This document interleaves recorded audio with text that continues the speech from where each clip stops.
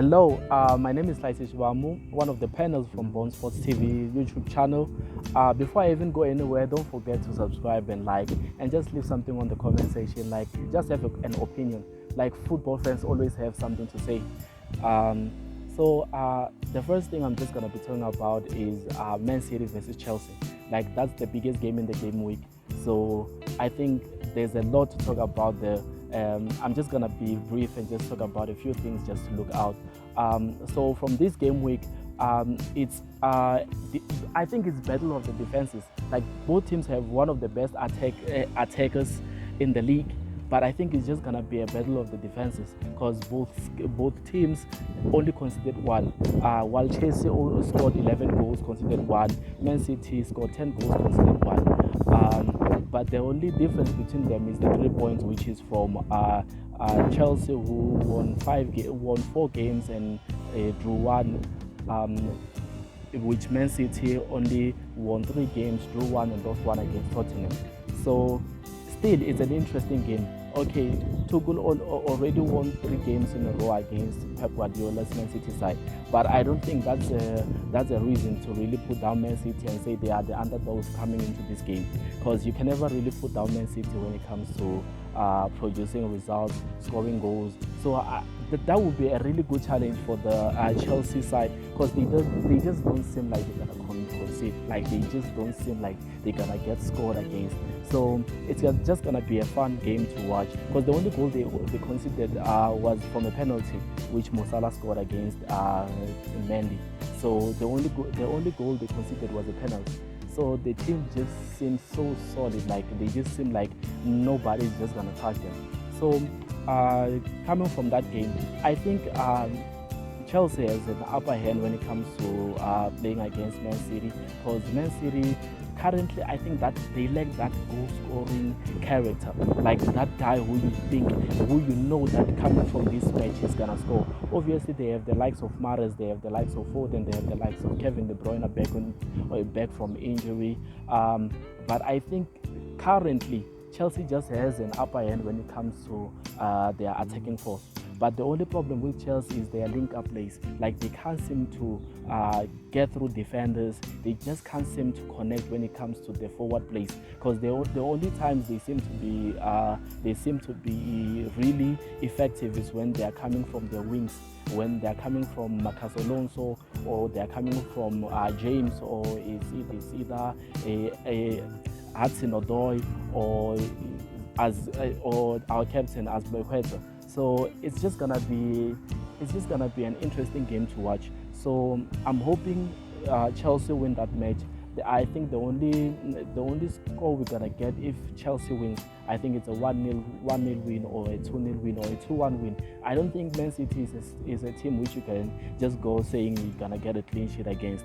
So I think it's just gonna be a 2-1 win for Chelsea, and that's it. Like, I don't think but I'm not saying that Man City won't win the match. Man City could win the match, and if they can really allow Man City to go in, cut through their defenses, Man City can be dangerous when it comes to that. Like, they can just boss a team when it comes to that.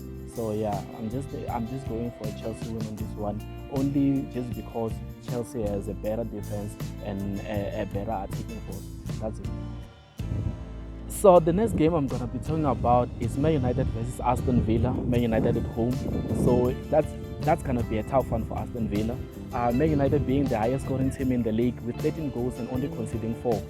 So Man United right now are on fire with the likes of Ronaldo, Fernandes, Pogba, and Greenwood being on fire. Like, they just don't seem like they're gonna lose a match because of the way they always attack. They're always relentless. They're always on. Like, even Ronaldo, he never misses a chance. Like, you just have to give him one chance and then that's it. So I think it's just gonna be a difficult one for Aston Villa to handle. And Aston Villa's record for this season is they played 5 games, won 2, drew 1, and lost 2. So that's not a convincing side if you're gonna be going to Old Trafford. Like, that's not a convincing stat with Man United being on fire as they are right now. So currently, Aston Villa only scored 8 goals and conceded 7. So it isn't really promising, because as much as they score, they also concede. So that's not a good combination while going to Man United, always conceding goals. So yeah. So yeah, that's not really a convincing record when going to Man United, because Ronaldo scoring every game, and then you coming with your weak defense. So it's just gonna be a tough one for Aston Villa. I think it will be a 3-1 win for Man United. Because I don't see Man United keeping a clean sheet with Danny Ings being on form like this. Because even Danny Ings is scoring day in and day out, even though he isn't really producing as much good results as the likes of Ronaldo or Lukaku, but he's still a deadly striker when you give him a chance. And Man United feels like a team which just gives teams uh, more chances than they deserve. So yeah, I think it's just going to be a 3-1 win for Man United on this one. So for the next game, I'm gonna be talking about Leicester versus Burnley. So both teams being disappointing from the way they started. I think for Leicester, that's really disappointing. People can be really saying bad stuff about Arsenal, but they are on the same boat as Leicester City, because Leicester City played 5 games, won only two, and then lost all three, and then only scoring 5 goals and conceding 8. So that's very disappointing considering where Leicester was last season.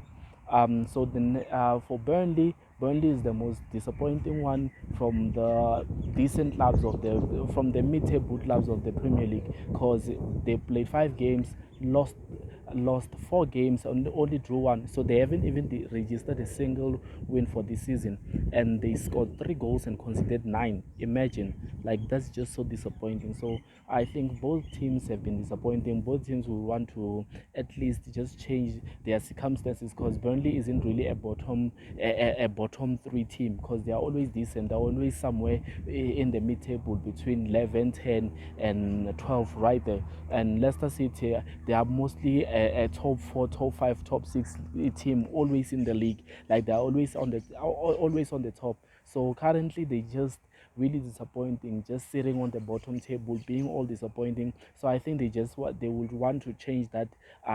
They will want to change that run of form, like that run of bad form, because currently Leicester are really disappointing. They won't really get this they relegated considering the squad and the manager they have. But if this continues, I think they're just gonna be sitting somewhere in the seventh or eighth or even ninth position in the league when it's the end of the Premier League season. So yeah, both teams have been really disappointing. So they're just gonna be hoping for a nice comeback, just going back into form, just playing nice football, and just trying to get those 3 points. So for this match, I'm just gonna be going with Leicester.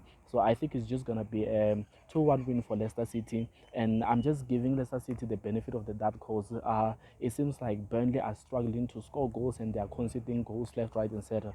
And then when it comes to Leicester, even though they are conceding goals, at least they are doing decent enough just to score some goals. So it's just gonna be a struggle between the two.